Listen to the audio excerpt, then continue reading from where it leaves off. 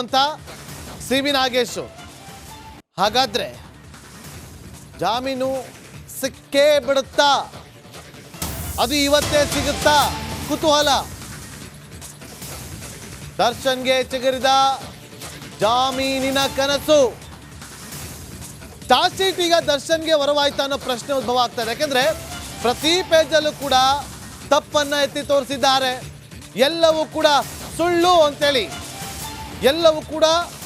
ಅಂತೇಳಿ ದರ್ಶನ್ ಪರ ವಕೀಲರಾಗಿರುವಂತಹ ಸಿ.ವಿ. ನಾಗೇಶ್ ಅವರು ಅಲ್ಲಿ ತಮ್ಮ ವಾದವನ್ನ ಮಂಡನೆ ಮಾಡಿದ್ರು.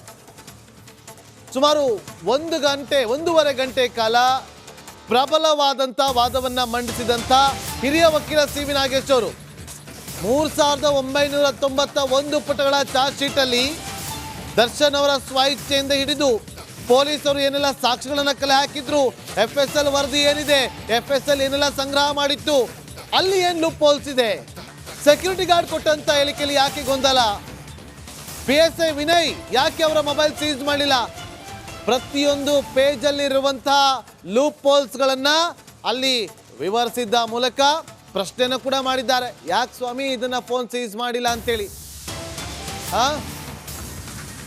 ನೋಡಿ, ಒಂದಷ್ಟು ಪಾಯಿಂಟ್ಗಳನ್ನ, ಕೀ ಪಾಯಿಂಟ್ಗಳನ್ನ ನಿಮ್ಮ ಮುಂದೆ ಇಡ್ತಾ ಇದ್ದೀವಿ. ಆರೋಪಿಯೇ PSIಗೆ ವಿಡಿಯೋ ಕಳಿಸಿದ್ದಾನೆ. ಯಾವ ವಿಡಿಯೋ? ಸೆಕ್ಯೂರಿಟಿ ಗಾರ್ಡ್ ರೂಮಲ್ಲಿ CC ಕ್ಯಾಮ್ರಾ ಇತ್ತಲ್ಲ, ಆ ವಿಡಿಯೋವನ್ನ ಕಳಿಸಿದ್ದಾನೆ. ಸೆಕೆಂಡ್ ಪಾಯಿಂಟ್, ಮಣ್ಣಲ್ಲಿ ಬ್ಲಡ್ ಸ್ಯಾಂಪಲ್ ಇರುವ ವರದಿ ಇದೆ. ಮಣ್ಣಲ್ಲಿ ಬ್ಲಡ್ ಸ್ಯಾಂಪಲ್ ಇರುವಂತ ವರದಿ ಇದೆ. ರಕ್ತ ಇದ್ದ ಮಣ್ಣು ಹೋದ್ರೆ ಕಾಣಬೇಕಿತ್ತು, ಕಾಣಿಲ್ಲ. CCTV ದೃಶ್ಯಾವಳಿಯಲ್ಲಿ ಕಂಟೆಂಟೇ ಇಲ್ಲ. CCTV DVR ಅನ್ನ ಸೀಸ್ ಮಾಡಿದೀವಿ ಅಂತ ಹೇಳಿದ್ದಾರೆ. ಚಲನವಲನ ಇದೆ ಅಂತ ಹೇಳಿದ್ದಾರೆ, ಕಂಟೆಂಟೇ ಇಲ್ಲ ಅಲ್ಲಿ ಅಂತೇಳಿ ಅವರು ಪ್ರಬಲವಾಗಿ ವಾದವನ್ನ ಮಂಡಿಸಿದ್ದಾರೆ. 122 ಬಾರಿ 17 ಆರೋಪಿಗಳ ಪೈಕಿ ಒಬ್ಬ ಆರೋಪಿಯಾಗಿರುವಂತಹ ಪ್ರದೋಷ್ ಸಬ್ ಇನ್ಸ್ಪೆಕ್ಟರ್ ವಿನಯ್ ಜೊತೆ ಮಾತಾಡಿದ್ದಾರೆ. ಯಾಕೆ ಫೋನ್ ಸೀಸ್ ಮಾಡಿಲ್ಲ? ಯಾಕೆ ವಿನಯ್ ಅವರ ಫೋನ್ ಸೀಸ್ ಮಾಡಿಲ್ಲ? ಏನ್ ಕಾರಣ? ಇಲ್ಲಿ ಕೊಲೆ ಆಗಿದೆ ಅನ್ನುವ ವಿಚಾರವನ್ನ ಪ್ರದೋಷ್ ವಿನಯ್ಗೆ ಫೋನ್ ಮಾಡಿ ಹೇಳ್ತಾರೆ.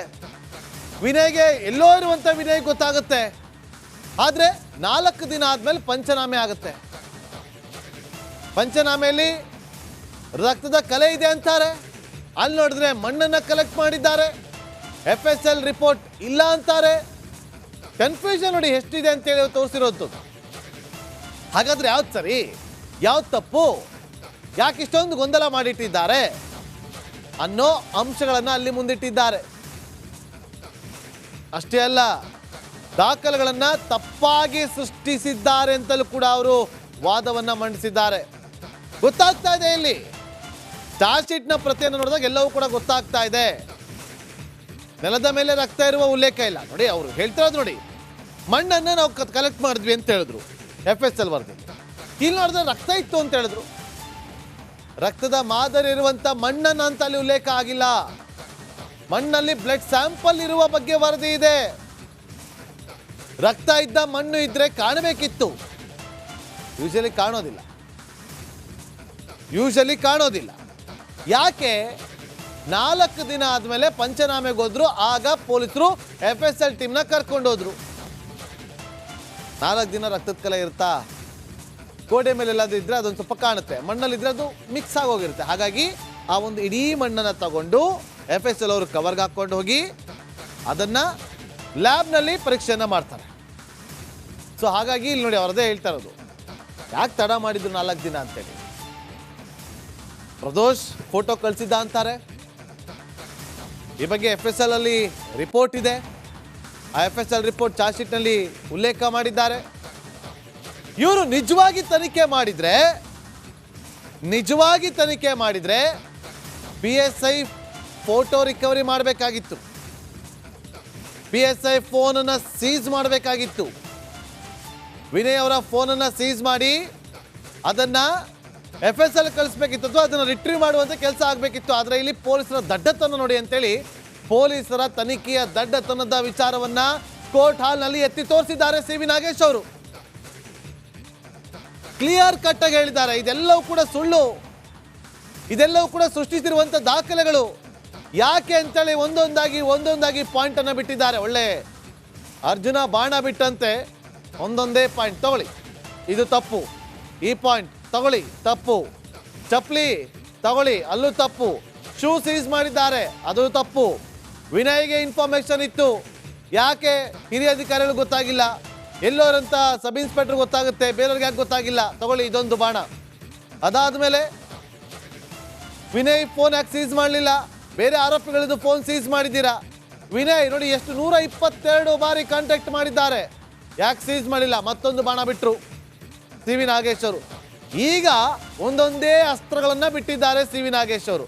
ಇದಕ್ಕೆ ಸ್ಪೆಷಲ್ ಪಬ್ಲಿಕ್ ಪ್ರಾಸಿಕ್ಯೂಟರ್ ಆಗಿರುವಂತ ಪ್ರಸನ್ನ ಕುಮಾರ್ ಅವರು ಯಾವ ರೀತಿಯಾಗಿ ಪ್ರತ್ಯಾಸ್ತ್ರವನ್ನ ಬಿಡ್ತಾರೆ ಅನ್ನೋದು ಕುತೂಹಲ. ಮತ್ತೊಂದು ಬ್ರೇಕಿಂಗ್ ಅಪ್ಡೇಟ್ ಲಭ್ಯವಾಗ್ತಾ ಇದೆ ನೋಡಿ. ಇಲ್ಲಿ ನಿಮಗೆ ನನ್ನ ಎಡಭಾಗದಲ್ಲಿ ಸಿ ವಿ ನಾಗೇಶ್ವರ ವಾದದ ಬಗ್ಗೆ ಕಂಪ್ಲೀಟ್ ಡೀಟೇಲ್ಸ್ ಅನ್ನು ನಿಮ್ಮ ಮುಂದೆ ಇಡ್ತಾ ಇದ್ದೀವಿ ನೋಡಿ. ಶವ ಪರೀಕ್ಷೆ ಮಾಡೋದಕ್ಕೆ ಯಾಕೆ ತಡ ಮಾಡಿದ್ರು, ಯಾಕೆ ತಡ ಮಾಡಿದ್ಯಾಕೆ, ಪೋಸ್ಟ್ ಮಾರ್ಟಮ್ ಮಾಡೋದಕ್ಕೆ ತಡ ಮಾಡಿದ್ಯಾಕೆ. ಅಲ್ಲೆಲ್ಲ ಮೋರಿ ಪಕ್ಕದಲ್ಲಿ ಸಿಗುತ್ತೆ ರೇಣುಕಾಸ್ವಾಮಿ ಅವರ ಮೃತದೇಹ.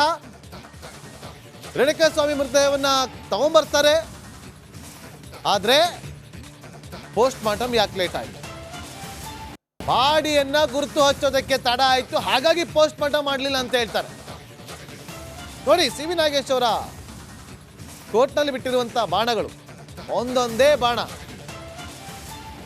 ಬಾಡಿ ಗುರುತು ಹಚ್ಚೋದಕ್ಕೆ ತಡ ಆಯ್ತು ಅಂತಾರೆ. ಯಾಕೆ ತಡ ಆಯ್ತು, ಯಾಕೆಂದ್ರೆ ಅಲ್ಲಿ ವಿನಯ್ ಗೊತ್ತಿತ್ತಲ್ಲ ಇಂಥವ್ರನ್ನ ನಾವು ಇದು ಮಾಡಿದೀವಿ ಅಂತೇಳಿ. ಪ್ರದೋಷ್ ಫೋನ್ ಮಾಡಿ ಹೇಳಿದ್ದ ಅಂತೇಳಿ ಅಲ್ಲಿ ತಿಳಿಸಿದಾನಲ್ಲ ಪ್ರದೋಷ್. ಆ ಚಾಟ್ ಹಿಸ್ಟ್ರಿ ಕೂಡ ಅಲ್ಲಿ ಚಾರ್ಜ್ ಶೀಟ್ ನಲ್ಲಿ ಉಲ್ಲೇಖ ಆಗಿದೆಯಲ್ಲ. ರಕ್ತದ ಕಲೆ ಇದ್ದಿದ್ದು ಯಾವ ಶೂನಲ್ಲಿ ಇತ್ತು ಅಂತ ಪ್ರಶ್ನೆ ಮಾಡಿದ್ದಾರೆ. ಬಲ್ಗಾಲಿನ ಶೂನ ಎಡಗಾಲಿನ ಶೂನ ಹೇಳಿ ಉಲ್ಲೇಖ ಮಾಡಿ, ಅಲ್ಲಿ ಉಲ್ಲೇಖ ಮಾಡಿಲ್ಲ. ನಿನ್ನೆ ಒಂದು ವಿಚಾರವನ್ನು ಪ್ರಸ್ತಾಪ ಮಾಡಿದ್ರು, ನಾವಲ್ಲಿ ಚಪ್ಪಲಿ ಹಾಕೊಂಡಿರೋದು ಅಂತೇಳಿ ದರ್ಶನ್ ಹೇಳ್ತಾರೆ. ಇಲ್ಲಿ ನೋಡಿದ್ರೆ ಪೊಲೀಸ್ನವರು ಶೂ ಸೀಸ್ ಮಾಡಿದ್ದಾರೆ. ಹಣದ ವಿಚಾರ ಪ್ರಸ್ತಾಪ ಮಾಡಿದ್ದಾರೆ. ಹಣ ನಾವು ಅದೆಷ್ಟೋ ಲಕ್ಷ ಹಣವನ್ನ ದರ್ಶನ್ ಮನೆಯಲ್ಲಿ ಸೀಸ್ ಮಾಡಿದ್ವಿ ಅಂತ ಹೇಳಿದ್ರಲ್ಲ, ಆ ಹಣ ಕೊಲೆ ಆಗೋದಕ್ಕಿಂತ ಮುಂಚೆ ಮೋಹನ್ ರಾಜ್ ಅವರು ದರ್ಶನ್ಗೆ ಸಾಲವನ್ನ ಕೊಟ್ಟಿದ್ರಂತೆ. ಮೋಹನ್ ರಾಜ್ ಸ್ಟೇಟ್ಮೆಂಟ್ ಇದೆ.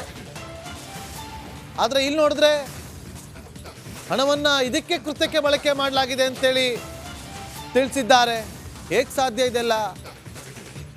40 ಲಕ್ಷ ಹಣ ಕೊಟ್ಟಿರೋದಾಗಿ ಮೋಹನ್ ರಾಜ್ ಹೇಳಿದ್ದಾರೆ. ಸಿ ವಿ ನಾಗೇಶ್ ಅವರ ವಾದವನ್ನು ನೋಡಿ, ಎಲ್ಲೆಲ್ಲಿ ಪಾಯಿಂಟ್ಗಳನ್ನ ಇಟ್ಕೊಂಡಿದ್ದಾರೆ ಅಂತೇಳಿ, ಎಲ್ಲೆಲ್ಲಿ ಪಾಯಿಂಟ್ಗಳಿದೆ, ಎಲ್ಲಿ ಯಾವ ವಿಚಾರವನ್ನ ಇಟ್ಟುಕೊಂಡು ಬಾಣ ಬಿಡಬೇಕು ಅಂತೇಳಿ ಅದನ್ನು ಇಟ್ಕೊಂಡಿದ್ದಾರೆ. ಸಾಕ್ಷಿಗಳಿಗೆ ಹಣವನ್ನ ಕೊಡೋದಕ್ಕೆ ತೆಗೆದುಕೊಂಡು ಹೋಗಿದ್ದಾರೆ ಅಂದಿದ್ದಾರೆ. ಇಲ್ಲಿ ಎಲ್ಲಿ? ಚಾರ್ಜ್ ಶೀಟ್ ನಲ್ಲಿ. ಎಲ್ಲಿ ಹೇಳಿದ್ದಾರೆ? ಚಾರ್ಜ್ ಶೀಟ್ ನಲ್ಲಿ ಹೇಳಿದ್ದಾರೆ. ಅಂದ್ರೆ ಮುಂಚೆನೆ ಗೊತ್ತಿತ್ತು ಅಂತನಾ? ಮೋಹನ್ ರಾಜ್ ಹತ್ರ ಯಾವಾಗ ಸಾಲ ಇಸ್ಕೊಂಡಿದ್ದು, ಆ ಸಾಲವನ್ನ ಇಸ್ಕೊಂಡಿರೋದು, ಸಾಲವನ್ನ ಕೊಟ್ಟಿರೋದು ಮೋಹನ್ ರಾಜ್ ಹೇಳಿದ್ದಾರೆ ಅಂತ ವಾದವನ್ನ ಮಂಡಿಸಿದ್ದಾರೆ.